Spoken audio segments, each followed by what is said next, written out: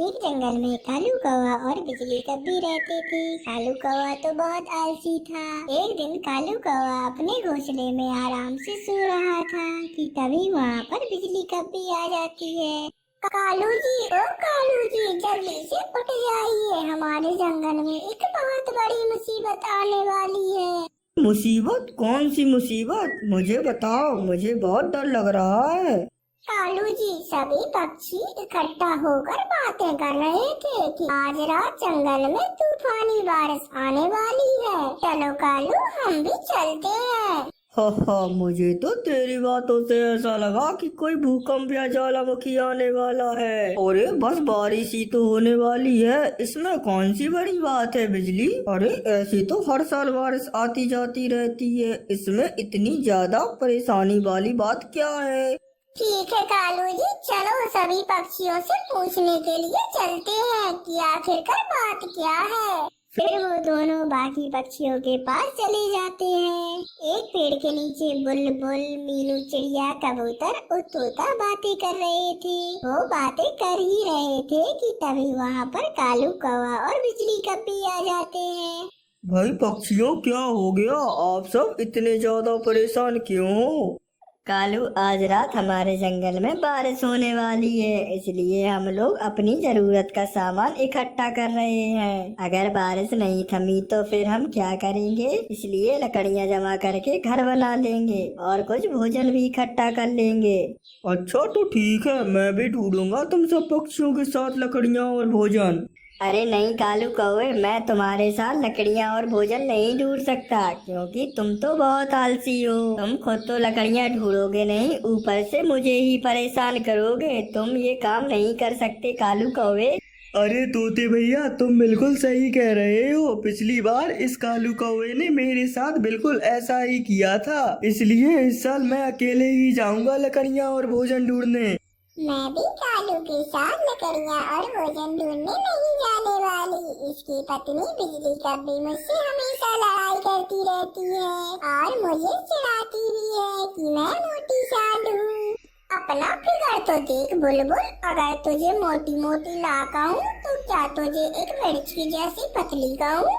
मेरी पत्नी बिल्कुल सही ही तो कह रही है बुलबुल, तुम अपने आप को देखो कितनी ज्यादा मोटी हो। तभी मीनू चिड़िया कहती है, अरे बिजली बहन और कालू भैया, आप लोग चुप हो जाइए, ऐसे बुलबुल बहन का मजाक मत उड़ाइए। कालू भैया और बिजली बहन, मैं आप लोगों के साथ चलती हूँ। हम तीनों इकट्ठा होकर भोजन और लकड़ियाँ ढूंढेंगे।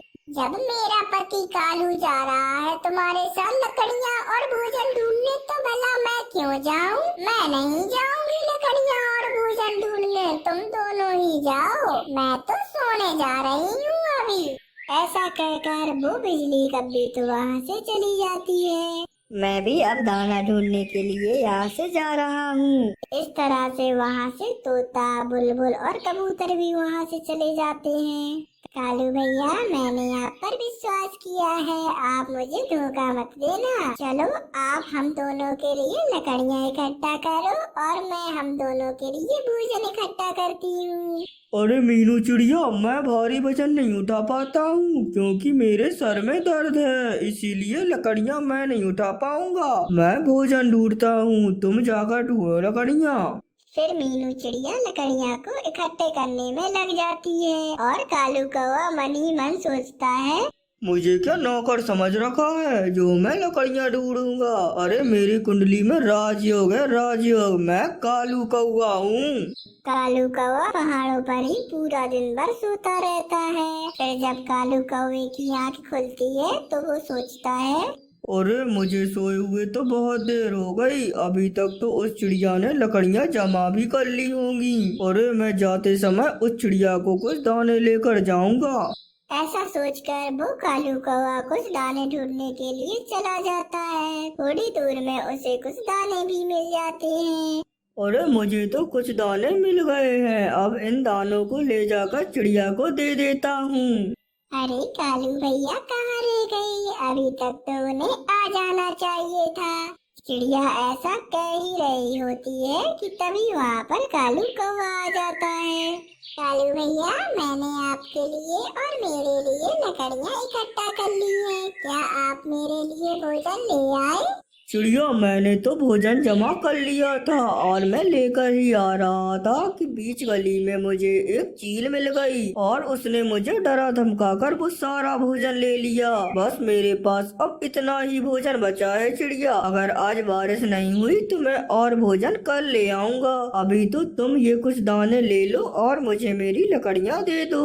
मीनू चिड़िया को कालू कौवा एक झूठी कहानी बताकर वहाँ से लकड़ियाँ लेकर चला जाता है। कालू कौवे की बात को सच समझकर वो मीनू चिड़िया भी अपने घर बनाने के लिए लकड़ियाँ उठाकर वहाँ से चली जाती है। रात होने से पहले ही चिड़िया, कबूतर और तोता अपना अपना मजबूत लकड़ियों का घर बना लेते हैं और वे सभी पक्षी अपने अपने घरों में आराम से रहने लगते हैं। मगर कालू कौवा और बिजली कभी तो मेहनत से बहुत डरते थे, इसलिए उन्होंने तो अभी तक भी अपना घर बनाया ही नहीं था। कालू जी, देखो जरा, बारिश तो अब होने ही वाली है। बादल कितने काले हो गए हैं और तुमने अभी तक अपना घर ही नहीं बनाया। अरे तुम्हें पता तो है बिजली, मुझे घर बनाना कहाँ आता है। अगर मुझे घर बनाना आता तो मैं अभी तक बना ना लेता। अब शांत हो जाओ, जब बारिश होगी जब सोचेंगे क्या करना है।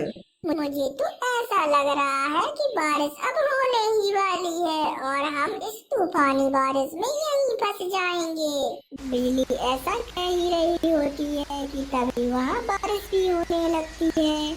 अब तो उठ जाओ कालू, देखो जरा, बारिश शुरू भी हो गई। देखो जरा, मैं कैसी पूरी तरह से भीग गई हूँ। अगर हम कुछ देर और भीगते रहेंगे तो फिर बीमार पड़ जाएंगे। अरे चलो पक्षियों के पास चलते हैं। उन सभी पक्षियों ने अपने घर तो बना ही लिए होंगे, कोई ना कोई तो हमारी मदद कर ही देगा। फिर कालू कौवा और बिजली कभी मदद मांगने के लिए सबसे पहले तोते के घर जाते हैं। तोते, हमारी मदद करो, हम बारिश में भीग रहे हैं। अरे नहीं कालू, मेरा घर अच्छी लकड़ियों से नहीं बना है, मैं तुम्हारी मदद नहीं कर सकता। फिर वो दोनों कबूतर के पास जाते हैं, उन्हें मदद करने से इनकार कर देता है। फिर वो दोनों मीनू चिड़िया के घर जाते हैं। चिड़िया बहन, मेरी मदद करो, अगर तुम मदद नहीं करोगी तो हम मर जाएंगे। बिजली बहन, मैंने आपकी इतनी मदद तो की थी और बदले में तुम्हारे पति ने मुझे दाने भी नहीं दिए। फिर चिड़िया भी उन दोनों को वहाँ से भगा देती है। इस तरह से कालू और बिजली को उनके आलस की सजा मिल जाती है। कालू कौवा अपने लैपटॉप पर फेसबुक चला रहा था, तभी बिजली कौवी कहती है, कालू जी, हर समय तुम अपने लैपटॉप पर क्या करते रहते हो? जब से तुमने ये लैपटॉप लिया है, जब भी घोंसले में आते हो, आते ही लैपटॉप लेकर बैठ जाते हो। अरे बिजली, तुम सो जाओ, क्योंकि मुझे नींद अभी आने वाली नहीं है। मैं अपने दोस्तों से फेसबुक पर चैट कर रहा हूँ और मेरे अभी 1000 दोस्त हो गए हैं। मैं तो सो रही हूँ और तुम भी सो जाना, क्योंकि कल सुबह फिर भोजन लेने भी जाना है। ऐसे ही बिजली कभी फिर सो जाती है और कालू कौवा फिर से अपने काम पर लग जाता है। वो तो हर समय किसी अनजान प्रोफाइल से नंबर निकालता और किसी तोती, किसी कबूतरी और किसी कौवी की तलाश में लगा रहता था। आज तो जो भी लड़की की आईडी पहले नंबर पर आएगी, सोने से पहले उसे ही ये कॉल कर लूंगा। हेलो, हाँ कालू दामाद जी, बोलो, तुमने किस लिए फोन लगाया, वो भी इतनी रात को?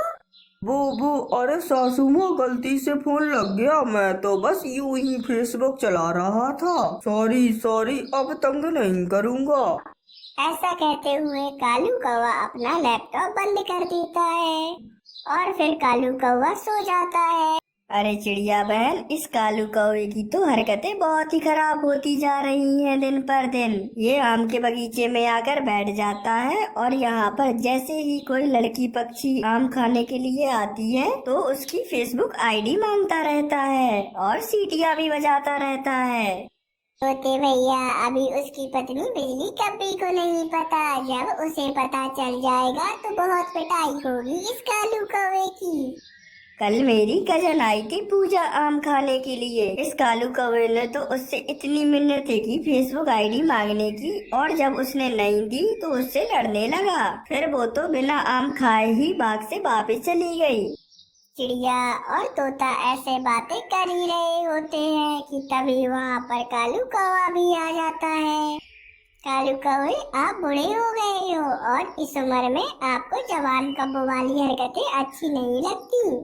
अरे मैंने क्या कर दिया है चिड़िया, जो ऐसे तुम मुझसे बुरा भला कह रही हो और बुड्ढा भी बोल रही हो।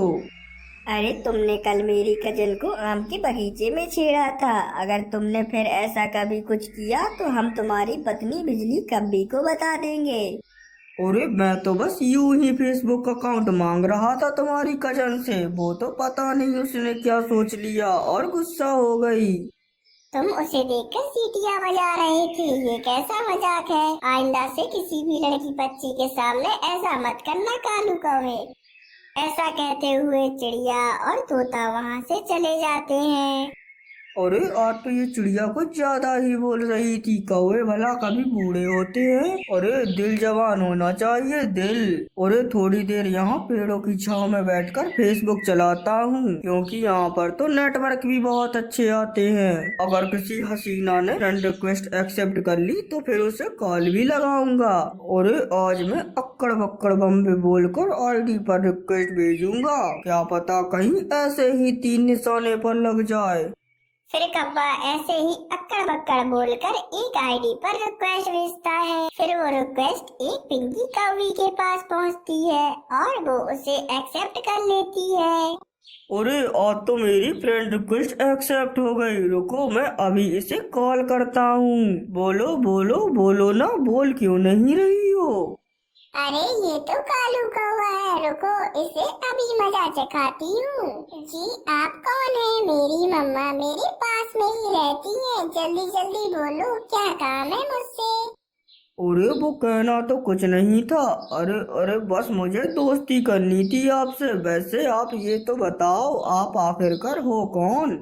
मैं पिंकी कौवी हूँ, तुम्हारे पास वाले ही जंगल से। पर मैं तो दोस्ती सिर्फ कौवे से ही करती हूँ। अरे मैं भी तो एक कौवा भी हूँ, बहुत ही जवान कौवा और हैंडसम भी। मैं भी बहुत सुंदर हूँ और अमीर कौवी हूँ। अरे मैं तुम्हें अच्छे अच्छे गिफ्ट भी दूंगा और जो मांगोगी वो भी दूंगा। जी ठीक है, जब मुझे कोई गिफ्ट चाहिए होगा तो मैं आपको बता दूंगी कॉल कर। अरे हाँ ठीक है, मैं तुम्हारी कॉल का इंतजार करूंगा। फिर वो पिंकी कब्बी ऐसे ही सोचने लगती है कि वो क्या मंगाए। तभी पास में बैठा कबूतर जो उसकी बातें सुन रहा था वो वहाँ पर आ जाता है। अरे पिंकी, किससे बातें कर रही थी तुम? मैंने सब कुछ सुन लिया है। अरे ये कोई कालू कौवा है, मैं इसे बस मजा चखाना चाहती हूँ, तुम मेरी मदद करोगे क्या? अरे हाँ बताओ तो, क्या मदद करनी है तुम्हारी?